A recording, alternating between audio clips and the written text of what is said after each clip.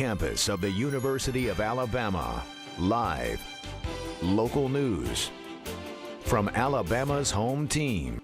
This is WVUA News at 5.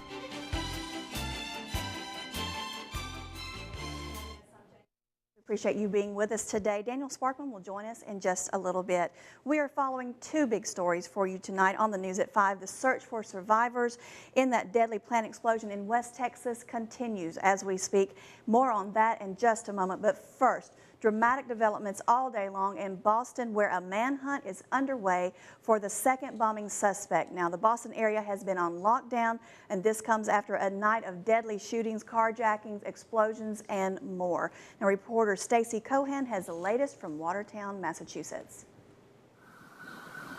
The city of Boston and surrounding areas brought to a standstill in the midst of a massive manhunt. Keep the doors locked and not open the door unless there is a uniformed identified law enforcement officer on the other side of it. Law enforcement and federal officials combing the area as schools and businesses shut their doors. At the center of the chase, 19-year-old Jahar Tsarnaev, identified as one of the suspects in Monday's bombings at the Boston Marathon. The other suspect, his 26-year-old brother, Tamerlan, was killed after a gunfight with police in the early hours of Friday morning, hours after the FBI released these surveillance photos. Those who knew Jahar, including a former wrestling teammate who did not wish to be identified, said he seemed like a normal teenager. He was a really nice kid, you know. He was the kind of kid that would push me harder. Like he knew all kind of. He was a good fighter. He was an all-star wrestler. But in Maryland, an uncle of the suspects said they brought the family great shame and urged the young man at large to surrender. I say, Jahar, if you're alive, turn yourself in and ask for forgiveness. Now, if you have any information, you are asked to call the FBI hotline at 1-800-CALL-FBI. Now, we will bring you the latest information on this story as it becomes available. Now, the latest on the developments from West Texas. Authorities say 14 bodies have now been recovered from that fertilizer plant that exploded Wednesday night. Around 200 people were injured. It leveled buildings for blocks around the site. Search and rescue crews are still sifting through the remains for survivors. About half the population in the town of 2,800 was evacuated, including a nursing home with more than 130 residents. To date, there have been approximately 200 reported injuries. 150 buildings have been cleared, 50 homes have been destroyed, and 25 homes still yet to be cleared. As a result of this explosion, 3 rescue fire trucks and 1 EMS were destroyed. The rubble is still smoking from that explosion. The cause of the fire that sparked it is still under investigation. Now a look at your weather. Thankfully, the rain has moved out, and we've got a live look for you at the city of Tuscaloosa from the WVUA Tower Cam. It's looking much prettier now. What's in store tonight, and how about the rest of your weekend? Let's check in with Chief Meteorologist Richard Scott. Hey, Richard. Hey, Janie, good Friday evening to you. All the rain and cloud cover starting to move out. Notice over northwest Alabama, still some sunshine starting to peek in, but south and east of Tuscaloosa and Birmingham, still thick clouds. But even there, sun will gradually come out later this evening. Before the sun goes down, it gets cooler tonight. We are talking lows in the low 40s, but how about A-Day happening at Tuscaloosa Bryant-Denny Stadium? There's that forecast. We are talking 60s. It's going to be a great looking Saturday. We'll have the rest of your forecast, plus look at the rest of the weekend and your 7-day forecast coming up in just a bit. Back here in Tuscaloosa, A-Day is less than 24 hours away, and thousands of Alabama fans are making plans to head to the Capstone this weekend to see Coach Saban and their favorite players. WVUA's Jennifer Edwards joins us live in studio with more. Hey, Jennifer. Hey, thanks, Janie. A-Day is a time for Alabama fans to experience a home game setting at little or no cost. Because of this, Jenna Johnson with UA Game Day Operations is reminding fans there are some things to keep in mind before heading to the game. One of those is parking. Johnson says the roads around the stadium will close at 10 a.m. on Saturday, so fans will need to park on campus away from the stadium. But all of the parking is free, and buses from the downtown intermodal facility to the stadium are also free. Johnson says it's also important to remember outside food or drinks, coolers, umbrellas, noisemakers, strollers, and flags or banners are not allowed in the stadium. and all bags must be smaller than an 8.5 by 11 piece of paper. Fans that come regularly will see exactly the same security measures in place on Saturday as we do for a regular fall game. But for people who aren't used to coming, we just want to make sure that they understand that there are some things that we never allow in the stadium, and to limit the size of their bag. For more information about UA's game day events, just go to WVUATV.com, click numbers and links. Janie?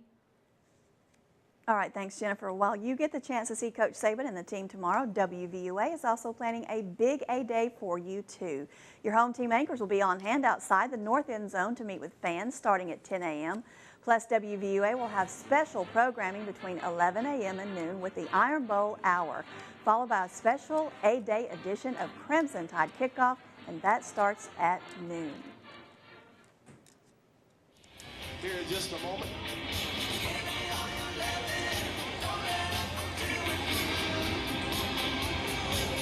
Hey, Jamie, somehow I ended up out here at the Scott Firefighter Combat Challenge today live, and I cannot believe I'm saying this, but somehow I let Travis Leader talk me into doing this with him. Coming up a little bit later on the news at 5, I'll let you guys know how we did and why I have an oxygen hose. I'll tell you all about that coming up in just a little bit. We'll see you later. Sounds like fun, Daniel. And Nick Saban says it's the fans that make Alabama's A-Day game something special. WVUA Sports Director Gary Harris will have that story in Alabama's home team sports. And now from the WVUA Tower Cam, a live look at the city of Tuscaloosa. Looks like the rain has moved on out. And what's ahead for your weekend plans? Chief Meteorologist Richard Scott has the answer next in Home Team Forecast. You're watching WVUA News at 5, Alabama's home team. The campus of the University of Alabama. Your weather leader, WVUA, Alabama's home team weather. Good Friday afternoon to you. We'll start things off with the Tuscaloosa Tower camera looking at Bryant-Denny Stadium towards the southwest direction. And hey, here comes the sun this afternoon, looking much nicer after that cloudy and rainy start to the day, and temperatures starting to heat up just a touch. But also the rain is out of here. No more rain to talk about on live radar. We'll check it out. All the rainfall activity down around Montgomery and Auburn points south towards Troy and Andalusia over deep south Alabama. The rain is out of here. No more rain to talk about for that weekend forecast. And here comes the sun finally peeking out of western Alabama. Expect the sunshine to continue to work its way southeast. That cloud cover moves on out. We'll enjoy lots of sun for the weekend plans. That's good news how those plans sound about. Getting close to 60 now in Tuscaloosa. The sun coming out, warming things up this afternoon. Where it's cloudy, it's still cooler. 51 in Montgomery, 50 down in Mobile, and 52 in Pensacola. And again, across the southeast, it is much cooler to talk about, at least compared to what we had yesterday. Many of us in the 80s yesterday. Tonight, though, I think by 7, we're down to around 50 or so. We start going back downhill as the sun gets ready to set. 10 o'clock, 46 and 43 at midnight tonight. Notice on Futurecast, no rain expected through the weekend. And tomorrow afternoon around 2 p.m., we are looking good. Lots of sun, that surface high right on top of us tomorrow. As we go into Sunday, same deal. It gets a little warmer on Sunday. We are back in the mid-70s on Sunday. In fact, as we go into Monday and Tuesday, we'll start to notice a south flow developing as the surface high moves east of us, and that means cloud cover will start to move back in the area. 40 tonight, becoming clear, and it's going to be chilly overnight tonight. Upper 60s tomorrow. Great looking Saturday. We'll call it pleasant with lots of sunshine. For A-Day tomorrow, looking nice. Sunday also looking really nice. Temperatures top out in the low 70s. We are expecting mid 70s though as we go into Wednesday. Upper 70s on Thursday as well, or low 70s on Thursday. Expect a good chance for showers and some thunderstorms as we go into Wednesday. We're talking about a 50 to 60% chance of rain and thunderstorms. Don't think it's going to rain all day, but expect some rain at times. Hey, had a great time speaking to the kids at Buell Elementary School. They came by WVUA TV earlier today. This is second grade classes, and we were talking about weather and what all we do here behind the scenes at WVUA TV. A lot of fun earlier today. I want to thank Miss Patricia White for inviting me out to speak to the kids here at the TV station and give them a tour about what all we do here behind the scenes. So cute. Yeah, they're awesome, and they had green shirts. Yeah, they had green shirts on, Janie, so you could actually see through them. It looked like you could anyway. Yeah, that's pretty cool when you can see the weather yourself. maps. Exactly. Like magic. Yeah, some of the kids are saying it's going to be 77 tomorrow, right there. Right there. All right, thanks, Richard. Yeah. Well, coming up, Alabama begins its quest for a third consecutive NCAA Gymnastics Championship tonight in Los Angeles. Gary Harris will have a preview next in your home team sports.